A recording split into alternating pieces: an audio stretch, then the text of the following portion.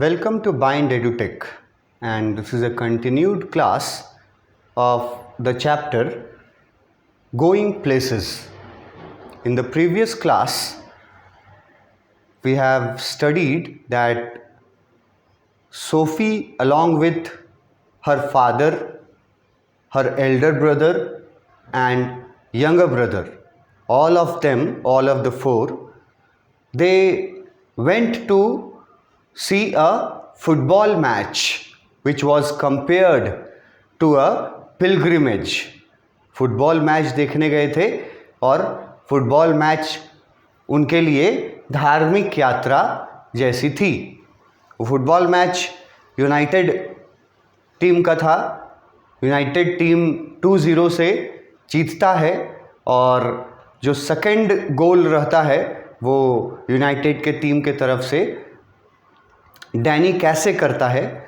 और उसके गोल करने को थोड़ा डिफ़ाइन किया गया है कि फील्ड पर इमेजिन करिए कि मैच में जैसे फुटबॉलर फुटबॉल लेके आगे बढ़ता है ड्रिबलिंग करते हुए, छकाते हुए, तो डैनी कैसे भी फुटबॉल लेके बढ़ता है और दो बड़े बड़े डिफेंडर्स आते हैं, बिग डिफेंडर्स उसके सामने, पर वो दोनों को छकाते हुए पेनल्टी एरिया तक पहुंचता है. इधर सोफ़ी के फादर जो थे वो स्टैंड जहां वो बैठे हुए थे वहां से चिल्ला चिल्ला करके बोल रहे थे पास द फुटबॉल. मतलब वो सोफ़ी के फादर जो थे वो चाह रहे थे, यहाँ लिखा हुआ है, her father is screaming for him to pass. उसके फादर जो हैं सोफ़ी के, वो चिल्ला चिल्ला करके बोल रहे थे कि बॉल अब पास कर दो किसी दूसरे प्लेयर को. लेकिन डैनी कैसे कॉन्फिडेंस के साथ उन दोनों डिफेंडर्स को छकाता है और उसके बाद गोल पोस्ट से 1 दर्जन के डिस्टेंस से, 12 यार्ड्स के डिस्टेंस से वो शॉट लेता है और गोलकी को छकाते हुए, गोलकीपर को छकाते हुए वो गोल हो जाता है. ये विनिंग गोल था. 2-0 से यूनाइटेड जो है वो जीत जाता है. जब वो गोल करता है तो सोफ़ी जो है उसके बारे में लिखा है, सोफ़ी ग्लोड विथ प्राइड. मतलब सोफ़ी जो है वो बहुत गर्व महसूस करती है. गर्व इस बात का कि उसके पर्सनल हीरो ने, जिसको वो हीरो वर्शिपिंग करती है, जिसके बारे में वो लोगों को, अपने भाई को बताई है कि वो उससे मिली थी, ठीक है, तो उसके हीरो ने, डैनी कैसे ने, जो सोफ़ी का पर्सनल हीरो है अकॉर्डिंग टू सोफ़ी, तो उसका गोल रहता है सोफ़ी ग्लोड विथ प्राइड. मतलब वो गर्व, बहुत गौरवान्वित महसूस करती है वो अपने आप को कि मेरे पर्सनल हीरो ने विनिंग गोल किया. जॉफ आफ्टरवर्ड्स, जॉफ वॉज एक्सटैटिक. ये वर्ड जॉफ के बारे में यूज़ किया गया है. जल्दी वर्ड ये होता नहीं है यूज़. एक्सटैटिक पढ़ते हैं इसको और इसका मीनिंग होता है great happiness, crazy happiness.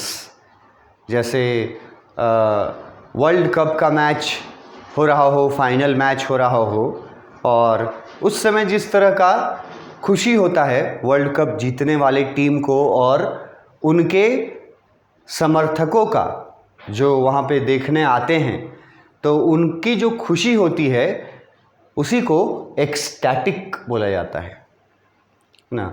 Great happiness. SoFi जो है वो प्राइड फील करती है क्योंकि उसके पर्सनल हीरो ने गोल किया, और जॉफ जो है वो भी ग्रेटली हैप्पीनेस अपना एक्सप्रेस करता है. वो भी ओवरजॉयड होता है, वो भी खुशी से चिल्लाने लगता है जहाँ पे वो अपने दोस्तों के साथ बैठा हुआ था मैच देखने के लिए. अब मैच फिनिश होने के बाद ये लोग बस से वापस अपने घर की ओर आते रहते हैं। मैच फिनिश हो गया, उसके बाद ये लोग बस से वापस अपने घर आते हैं। तो बस में लिखा है someone said on the bus, बस में जो लोग थे उनमें से किसी ने कहा I wish he was an English man. बस में किसी व्यक्ति ने तारीफ के रूप में, एप्रिसिएशन के रूप में डैनी कैसे के लिए ये सेंटेंस बोला कि काश डैनी कैसे जो है वो आयरिश न हो करके इंग्लिश मैन होता। मतलब कि काश डैनी कैसे इंग्लैंड के टीम के तरफ से फुटबॉल मैच खेलता। ये सेंटेंसेस जो हैं ये इसलिए दिए गए हैं ताकि ये हिंट करते हैं कि how talented and how great player, great star, rising star Danny कैसे वॉज।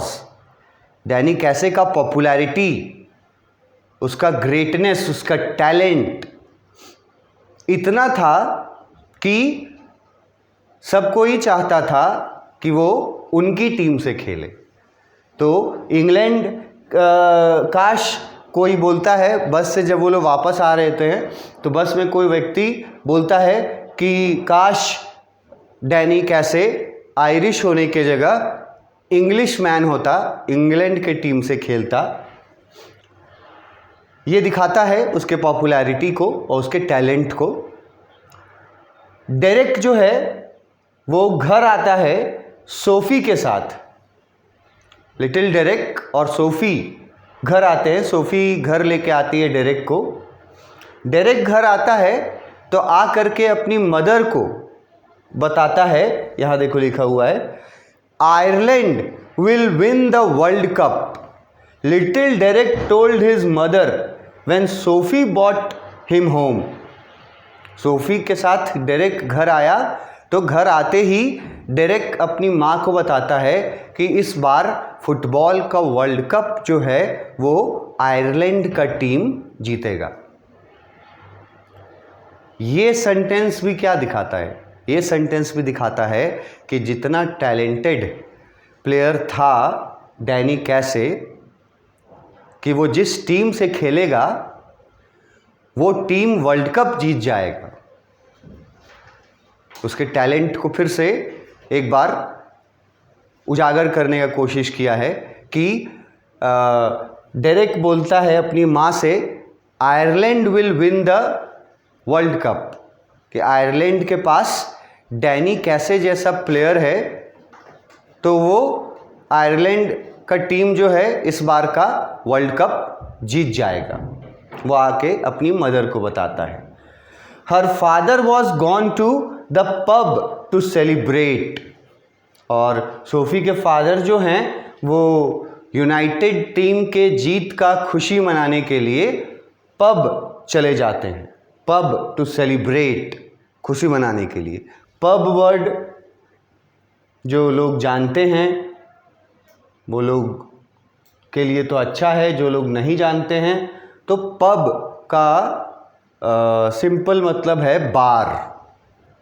अब अगर बार नहीं जानते हैं तो फिर बोलचाल की भाषा में समझिए कि एक ऐसी जगह जहाँ पे शराब देने का, पीने का लाइसेंस होता है ना, बेचने का और वहाँ पीने का, ऐसे जगह को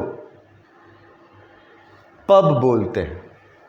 ठीक है, तो उसके फादर जो थे वो सेलिब्रेट करने के लिए पब चले गए। वहाँ से वो घर नहीं पहुँचे, वो सेलिब्रेट करने के लिए पब चले गए। तो ये एक फुटबॉल मैच का एक पार्ट इस स्टोरी में है। इस पार्ट से इसका एक्सप्लेनेशन जो दिया हुआ है, जो मैंने आपको बताया अभी ओरली जो बताया, उसमें सब कुछ लिखा हुआ है एक्सप्लेनेशन में। यहाँ की वर्ड्स क्या क्या हैं इस फुटबॉल मैच के बारे में बहुत सारा क्वेश्चन पूछता है। तो कीवर्ड्स कौन कौन से हैं वो एक बार एक्सप्लेनेशन के थ्रू हम लोग जल्दी जल्दी देख लेते हैं कि कौन से कीवर्ड्स याद रखने हैं इस फुटबॉल मैच के बारे में। तो पहला है दिन, सैटरडे, ठीक है, और एवरी सैटरडे लिखा हुआ है, तो ये याद रखना कि हर सैटरडे जाते थे। फिक्स्ड रूटीन होता था सोफ़ी के फैमिली का, हर सैटरडे को सोफ़ी के फैमिली का रूटीन फिक्स्ड होता था। They would watch a football game in which United was playing, और वो फिक्स्ड रूटीन ये था कि वो लोग फुटबॉल मैच देखने जाते थे जिसमें यूनाइटेड का टीम खेल रहा होता था। सैटरडे का दिन ये इम्पॉर्टेंट है, की पॉइंट है, और फिक्स्ड रूटीन की पॉइंट है। और फिक्स्ड रूटीन में है क्या, तो फुटबॉल मैच देखना जिसमें यूनाइटेड का टीम खेल रहा हो। अब यहाँ पे ऑथर ने वो वर्ड जो यूज़ किया था पिलग्रिमेज, ये वर्ड देखो जो मैं डिस्कस कर रहा था ऊपर, कि पिलग्रिमेज का मतलब होता है रिलीजियस जर्नी, धार्मिक यात्रा। मगर यहाँ इस स्टोरी में पिलग्रिमेज का मतलब है devotion towards football match. Simple words में अगर डिस्क्राइब करें कि पूछते कि पिलग्रिमेज क्यों बोला गया है, तो ये वर्ड्स तुम्हारे काम आएंगे। It represents their devotion towards football match, कि वो लोग कितने डिवोटेड थे फुटबॉल मैच के प्रति, कि फुटबॉल मैच देखना उनके लिए एक धार्मिक यात्रा जैसा था। उसके बाद कौन कहाँ बैठा था ये बताया गया, जो ऊपर पढ़े हम लोग। 3 लोग एक जगह बैठे थे, सोफ़ी के फादर है ना, उसका सोफ़ी और सोफ़ी का छोटा भाई कहाँ बैठे थे वो हम लोग देख लिए। जॉफ हमेशा के अनुसार जॉफ जो है अपने मेट्स वर्ड यूज़ किया था। यहाँ देखो फ्रेंड्स वर्ड यूज़ किया है। Friends far away from them, मतलब ऊपर जा कर के रोज़ में जॉफ बैठा हुआ था अपने दोस्तों के साथ। फिर यूनाइटेड का टीम जो जीता वो याद रखना है 2-0 से जीता, मतलब 2-0 से जीता यूनाइटेड का टीम। और डैनी कैसे ने दूसरा जो फाइनल गोल था वो किया, जिसको बोला गया है this goal was a mix of simplicity and genius, है ना। वहाँ पर वर्ड यूज़ किया था, हमारा जो टेक्स्ट बुक था वहाँ वर्ड देखो क्या किया था, ये वर्ड्स यूज़ किया था, a blend of innocence and Irish genius. Blend मतलब मैंने आपको बताया था mixture of, addition of, a blend of innocence and Irish genius. इसको यहाँ डेफिनेशन जो उसका एक्सप्लेनेशन दिया गया उसमें ये लिखा गया कि उसका जो गोल करने का तरीका था was a mix of simplicity, innocence का सिंप्लिसिटी एंड जीनियस, ठीक है। और उसके बाद बताया कि कैसे वो गोल किया। At the edge of the penalty area, penalty area के बिल्कुल एज पर, किनारे पर कैसे जो है वो 2 डिफेंडर्स को छकाता है। और सोफ़ी के फादर जो हैं वो क्या चिल्लाते रहते हैं, ये की पॉइंट है, वो चिल्लाते हैं टू पास द बॉल, मगर डैनी कैसे पास नहीं करता है। डैनी कैसे टूक अ शॉट हिमसेल्फ, वो खुद शॉट लेता है, कहाँ से, from about 12 yards from the goal post. 12 yards के डिस्टेंस से, गोल पोस्ट से 12 यार्ड के डिस्टेंस से वो खुद शॉट लेता है। And the goal keeper did not know how to stop the shot, और वो ऐसा शॉट था कि गोल कीपर अनसक्सेसफुल हो जाता है उस शॉट को रोकने में। सोफ़ी वॉज प्राउड, वहाँ वर्ड यूज़ किया था, Sophie glowed with pride. Sophie was proud that her personal hero Danny कैसे has scored the winning goal. Sophie गर्व महसूस कर रही थी और वहाँ एक यूज़ किया था वर्ड एक्सटैटिक। तो यहाँ पे देखो लिखा है ओवरजॉयड। ये एक्सटैटिक वर्ड याद रखना, ये जॉफ का एक्सप्रेशन था।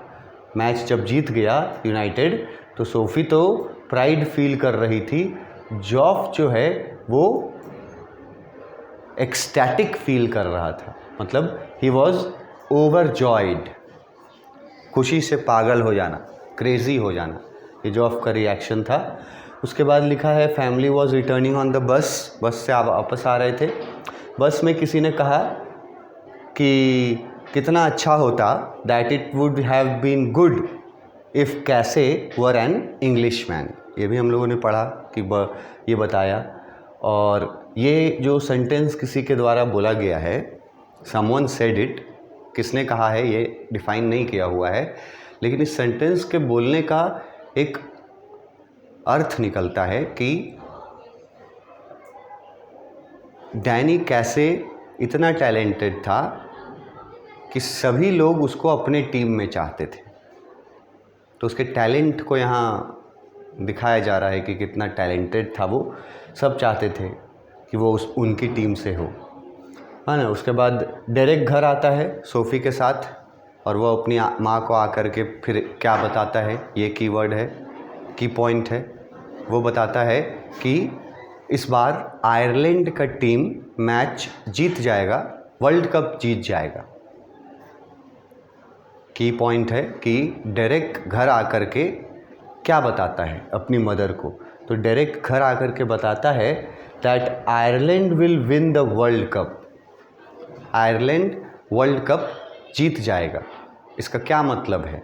इसका भी मतलब है कि इसमें भी डैनी कैसे को की तारीफ़ की जा रही है, उसके टैलेंट को बताया जा रहा है कि डैनी कैसे, क्योंकि आयरलैंड की टीम से खेलेगा इसीलिए आयरलैंड का टीम ही वर्ल्ड कप जीतेगा। तो इतना टैलेंटेड प्लेयर था। It also means how talented Danny कैसे वॉज। फादर के बारे में बताया गया कि फादर जो हैं वो वहाँ से वापस घर नहीं आए थे, वो चले गए थे पब, बार, यहाँ लिखे हैं gone to a bar to celebrate the victory of United team. पूछेगा कि फादर कहाँ गए थे, क्या कहाँ सेलिब्रेट किया था, तो बार में सेलिब्रेट किया था, पब में सेलिब्रेट किया था। किस सेलिब्रेशन की बात की जा रही है? तो यूनाइटेड टीम का मैच का जो जीत था 2-0 से, उसको सेलिब्रेट करने के लिए फादर जो हैं वो पब चले जाते हैं। अब इसके आगे वापस आते हैं स्टोरी में, मतलब टेक्स्ट बुक में, और अब एक बार फिर से, यानी कि इस स्टोरी में दूसरी बार इस स्टोरी में जैंसी वापस आती है। जैंसी का जो कैरेक्टर था, फर्स्ट टाइम इस स्टोरी में जैंसी आई थी एकदम ओपनिंग पैराग्राफ में, जिसमें जैंसी और सोफ़ी स्कूल से घर लौट रही थी और दोनों में बातचीत हो रहा था, और यही हमारा ओपनिंग सीन था। उसके बाद जैंसी का ये सेकंड अपीयरेंस है इस स्टोरी में। जैंसी जो है वो आती है सोफ़ी के घर, ठीक है, मैच जो होता है ना उसके बाद वाले सप्ताह में, नेक्स्ट वीक जैंसी आती है सोफ़ी के घर, और जैंसी और सोफ़ी में कुछ कन्वर्सेशन होगा अब, ठीक है। पहला जो सेंटेंस है वो जैंसी का है। जैंसी बोलती है, what is this you have been telling. Jancy घर आते ही सोफ़ी के घर जाती है और सोफ़ी से पूछती है, what is this you have been telling, मतलब ये कौन सी बात तुम लोगों को बताते चल रही हो, कौन सी बात बताते चल रही हो तुम। तो सोफ़ी पूछती है, अबाउट व्हाट, किस बारे में, कौन सी बात। तब जैंसी बताती है योर जॉफ, तुम्हारा भाई जॉफ, टोल्ड आर फ्रैंक, उसने मेरे भाई फ्रैंक को बताया, यू मेट डैनी कैसे, कि तुम डैनी कैसे से मिली थी, ऐसा तुम बोल रही थी। जैंसी जो है उसको वहाँ तक खबर पहुँच गया थ्रू फ्रैंक। अब देखो सोफ़ी जो है वो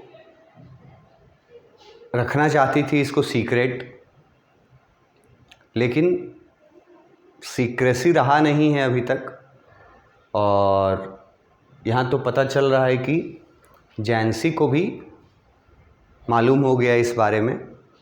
सवाल पूछेगा कि जैंसी को किसने बताया था, तो यहाँ फ्रैंक नाम दिया हुआ है, जो जैंसी का भाई था, वो सोफ़ी के भाई जॉफ का दोस्त था, और जॉफ ने फ्रैंक को बताया था सोफ़ी जो बताई थी अपनी कहानी मुलाकात के बारे में, और फ्रैंक ने फिर जैंसी को बताया कि और अब जैंसी आकर के पूछ रही है सोफ़ी से।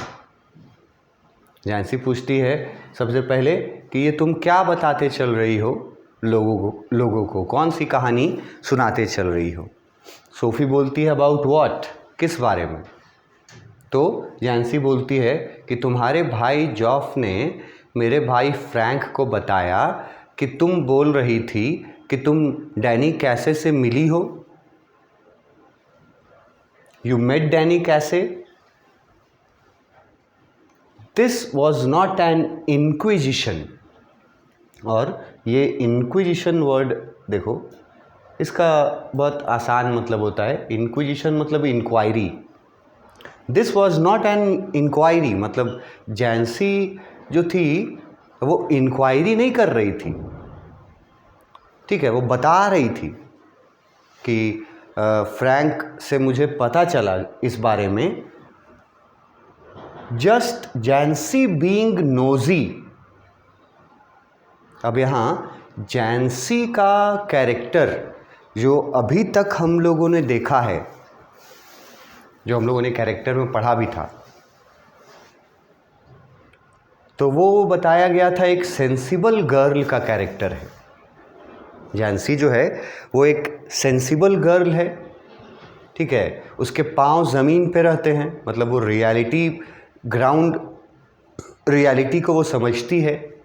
वो सोफ़ी जैसे उटपटांग सपने नहीं देखती, वो सोफ़ी को समझाने का भी काम करती है। ये सब हम लोगों ने जैंसी के कैरेक्टर के बारे में जाना था, और ये भी जाना था कि जैंसी को पता है कि स्कूल से निकलने के बाद उन लोग को बिस्किट फैक्ट्री में काम पे जाना है, to work in a biscuit factory. अब यहाँ जैंसी के बारे में ना, जैंसी के कैरेक्टर के बारे में दो वर्ड्स यूज़ किए गए हैं स्पेशली। दोनों वर्ड्स को मैं दिखाता हूँ टेक्स्ट बुक में। पहला वर्ड है नोज़ी, ठीक है, नोज़ी, नोज़ वर्ड से बना ना, तो नोज़ी जो कैरेक्टर है वो वैसे लोगों को बोला जाता है जो लोग दूसरे के घर की बातों में या कहीं और की बातों को जानने में बहुत इंटरेस्ट दिखाते हैं। अगर इसको बोलचाल की भाषा में मैं ट्रांसलेट करूं, जैंसी बीइंग नोज़ी, तो जैंसी का नेचर ऐसा था कि जैंसी हर जगह कोई ना कोई इन्फॉर्मेशन ढूंढते रहती थी, सूंघते रहती थी। नोज़ी कहने का मतलब है कि जैंसी वॉज नोज़ी। वो उसके पास अगर कोई इन्फॉर्मेशन आ गया तो फिर उसके बाद वो फर्दर उस पर इन्वेस्टिगेट करेगी कि जो इन्फॉर्मेशन है वो सही है या नहीं, तो उसको नोज़ी बोलते हैं, ठीक है। ये जैंसी का फीचर पता चल रहा है कैरेक्टर नेचर के बारे में कि जैंसी नोज़ी थी, और जैंसी के मुंह से ये बात सुन करके कि जैंसी को पता चल गया है कि मेरे और डैनी कैसे के मुलाकात के बारे में जो मैंने अपने भाई जॉफ को बताया था, वो बात जैंसी को भी पता चल गया है, वो भी जैंसी के भाई के थ्रू। ये सुन करके सोफ़ी का रिएक्शन क्या था? शी वॉज स्टार्टल्ड, ये वर्ड है स्टार्टल्ड, कि जब सोफ़ी को पता चला कि जैंसी को भी उसके कहानी के बारे में पता चल गया है, तो सोफ़ी जो थी वो घबरा गई थी। वैसे स्टार्टल्ड का मतलब होता है सरप्राइज़ होना, लेकिन सिर्फ सरप्राइज़ होना नहीं, मतलब सरप्राइज़ होके घबरा जाना। ऐसा सरप्राइज़ दो तरह का होता है, एक सरप्राइज़ होता है खुशी वाला और एक सरप्राइज़ होता है दुख वाला। तो ये दुख वाला सरप्राइज़ है। सोफ़ी को जब ये पता चलता है कि जैंसी जान गई है, तो सोफ़ी जो है वो स्टार्टल्ड हो जाती है। स्टार्टल्ड वर्ड यूज़ किया है टेक्स्ट बुक में। इसका मतलब है कि वो घबरा जाती है, सरप्राइज्ड होकर के घबरा जाती है और बोलती है ओ दैट, फिर कैजुअल होकर बोलती है अच्छा वो वाली बात। तो यहाँ जैंसी और सोफ़ी के बीच जो कन्वर्सेशन चल रहा है, उसमें एक तो जैंसी अपने भाई जॉफ पर बिलीव करती थी कि वो उसकी बात को सीक्रेट रखेगा, किसी को नहीं बताएगा। तो वो तो सीक्रेसी टूट गया। यहाँ पता चला हम लोगों की जैंसी को भी पता चल गया, और जैंसी जो थी वो नोज़ी टाइप की थी, मतलब उसको अगर कोई चीज़ पता चल गया तो फिर उसको वो सूंघते सूंघते उसके जड़ तक पहुँचेगी। ऐसा नेचर था उसका जैंसी का। तो वो आ जाती है इंक्वायरी करने के लिए और आके सोफ़ी से पूछताछ करती है कि ये हम क्या सुन रहे हैं, तुम लोगों को बोल रही हो कि तुम डैनी कैसे से मिली थी। और ये बात जान करके सोफ़ी जो थी वो सरप्राइज्ड और घबरा गई। इसके आगे हम लोग अपने नेक्स्ट क्लास में पढ़ेंगे। Thank you.